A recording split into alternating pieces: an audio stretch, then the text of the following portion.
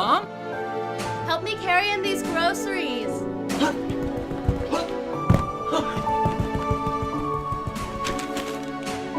Oh, you got duck season! 1 day rental, so make the most of it. Oh, I will!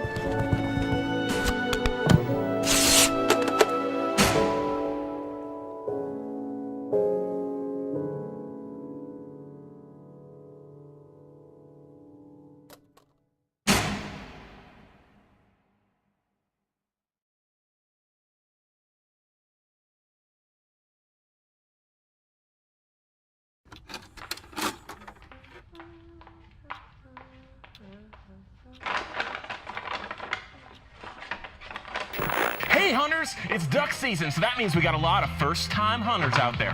I'm gonna teach you how to use your shotgun today. All our shotguns come preloaded, so to start shooting, all you gotta do is aim it and pull the trigger.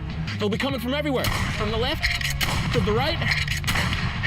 They're everywhere, man. Remember, the first rule of gun safety is have fun, because remember, it's duck season.